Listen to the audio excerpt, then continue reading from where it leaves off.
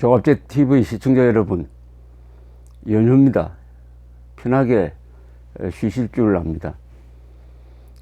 지금부터 하는 이야기는 그렇게 편한 이야기는 아닙니다.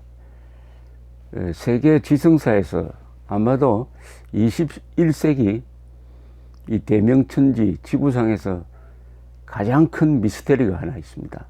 한국의 자칭 진보 세력, 인권을 소중하게 여긴다고 하고 민주주의를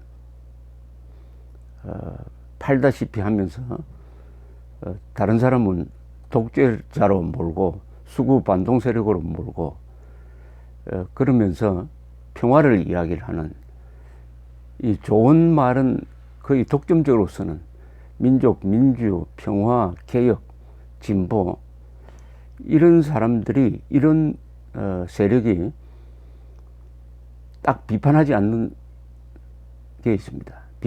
비판하지 않는 대상이 하나 있어요.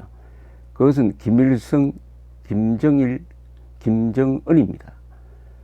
특히 이자들의 핵 개발을 비판하지 않고 이 집단의 인권 탄압, 유엔이 반인류 범죄라고 규정했음에도 불구하고 김일성 일가의 반인류 범죄를 비판하지 않습니다.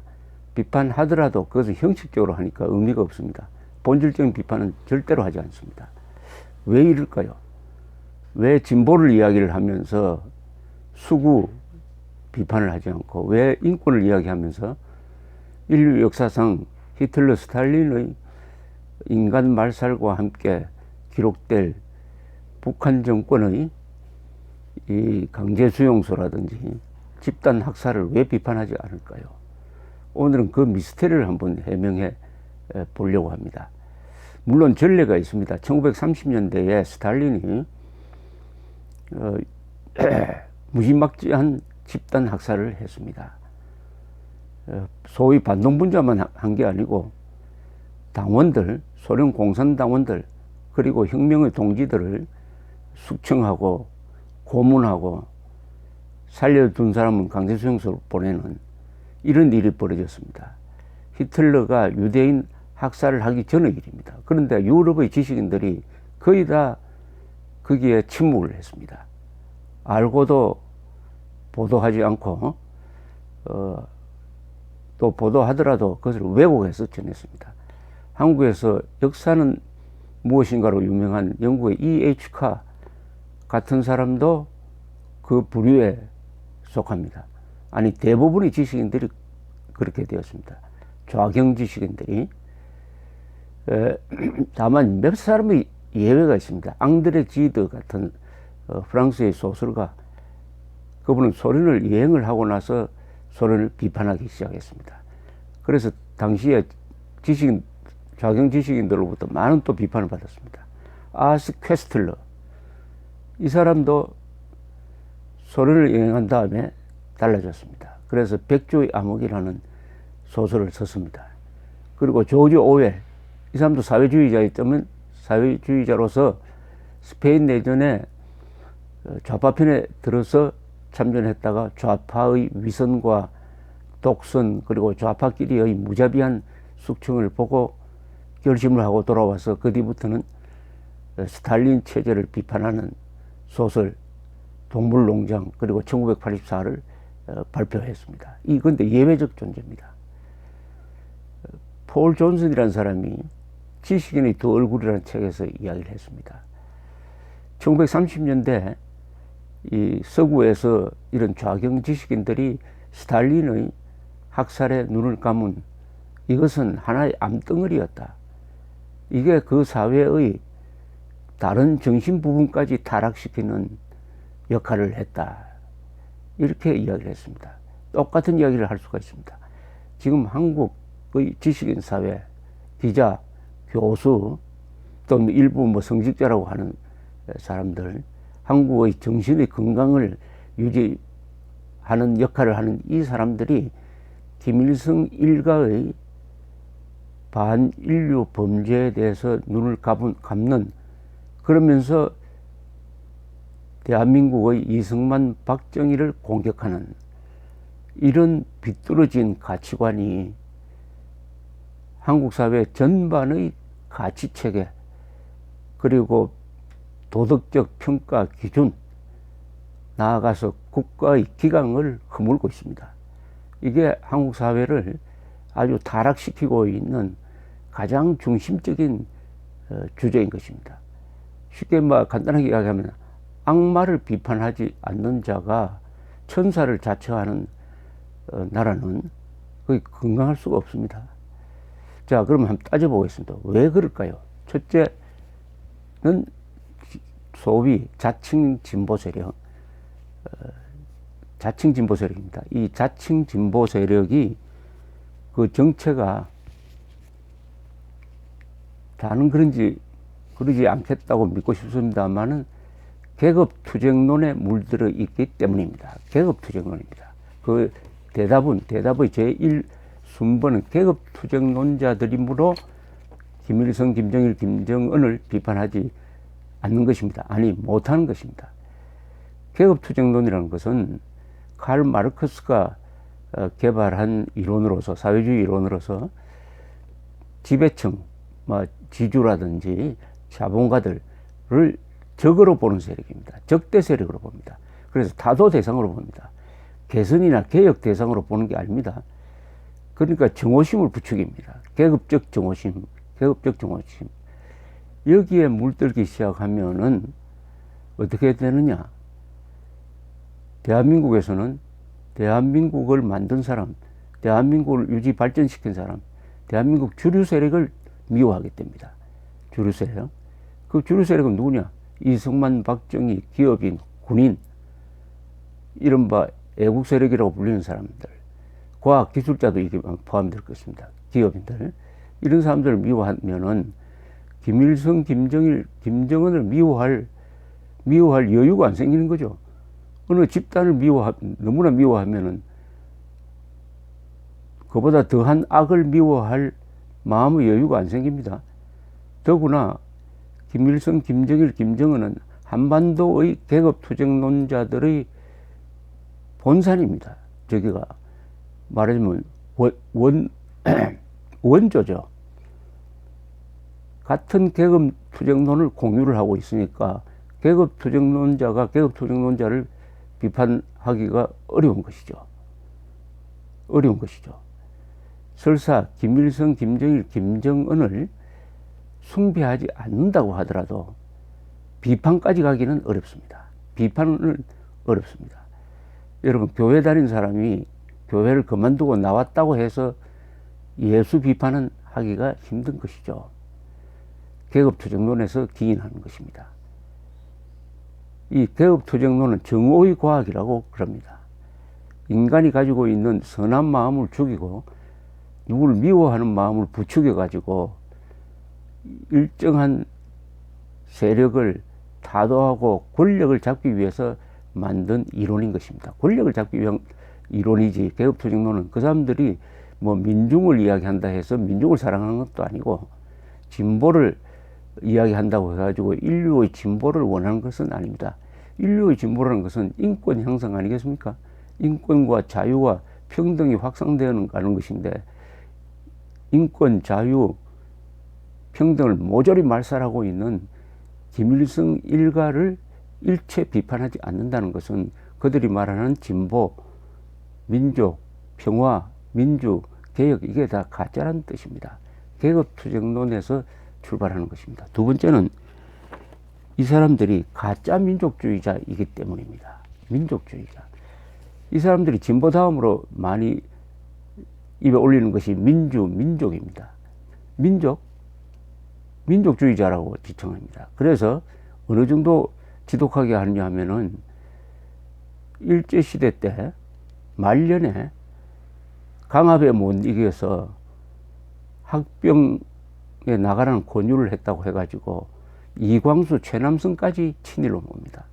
이광수, 최남선 두 분은 우리 민족을 위해서 그야말로 모든 것을 바쳤던 사람이죠. 특히 이광수, 말년에 한 2, 3년, 그것은 총불을 갖다 대는데 살기 위해서는 그렇게 할 수밖에 없었다는 것을 인정하지 않고, 이 정도로 이 사람들까지 친일로 모는 원리적 민족주의자라면은 당연히 민족을 배반하는 전쟁을 해가지고 동족을 참화로 몰고 간 유교 전범인 김일성을 비판해야 되는 거 아니겠습니까? 김일성을 민족 반역자로 규탄해야 되는데 그렇게 하지 않습니다. 이광수를 친일로 모는 소위 진보 세력은 절대로 김일성을 비판하지 않습니다. 그 기본에 계급투쟁론이 깔려있기 때문이죠.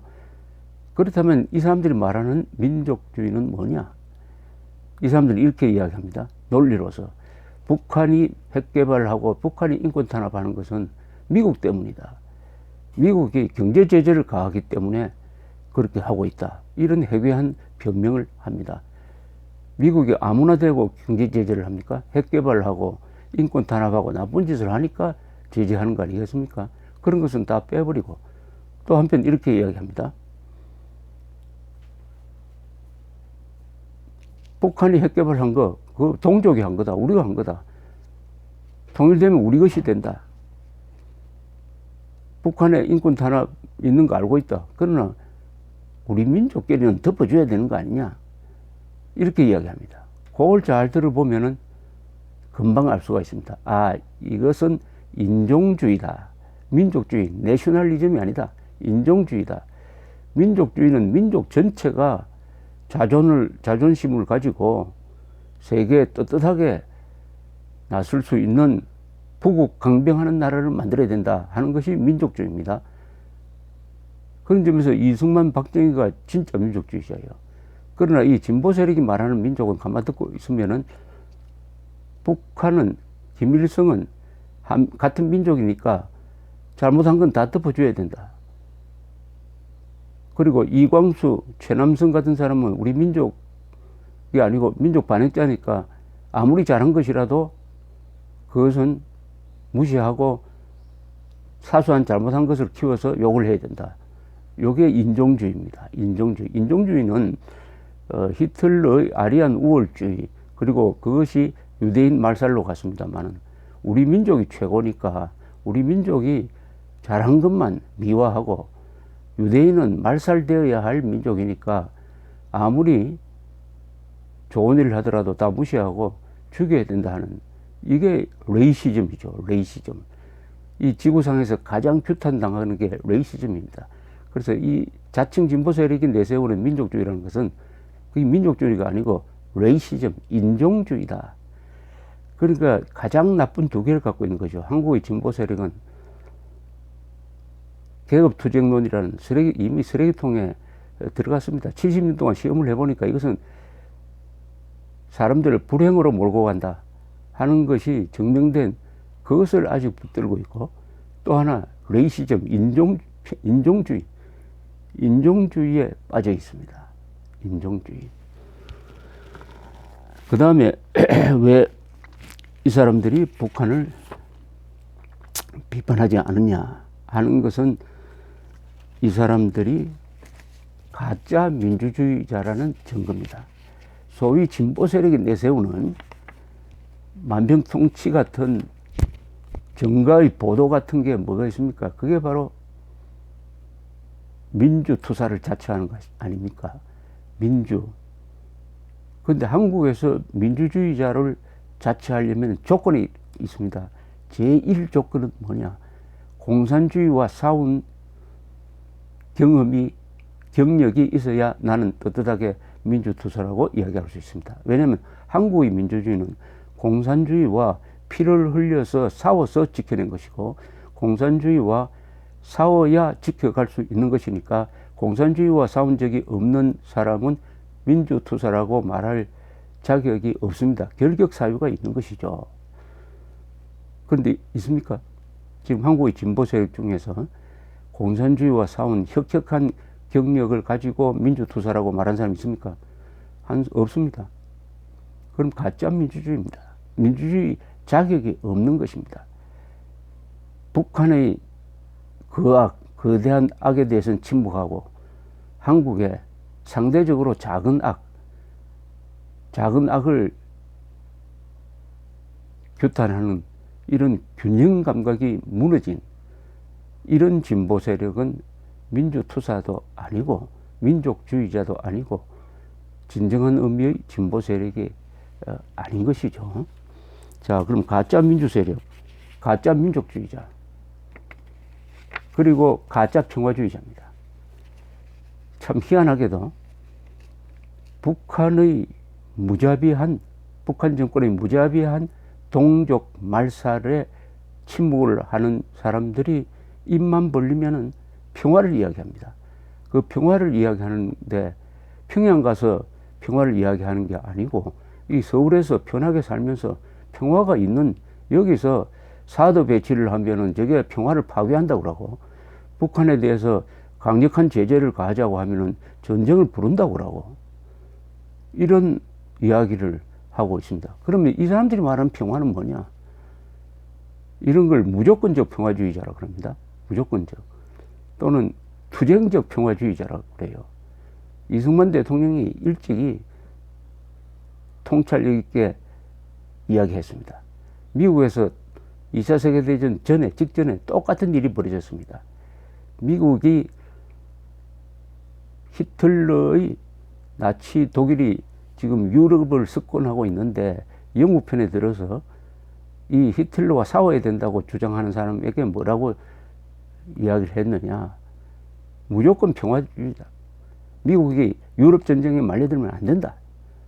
그러면서 평화를 내세웠습니다. 여기에 대해서 이승만 대통령이 그럼 평화를 주장하려면은 베를린에 가서 로마에 가서 동경에 가서 해야지 왜 평화를 누리고 있는 미국에서 미국 대통령을 상대로 그런 이야기를 하느냐.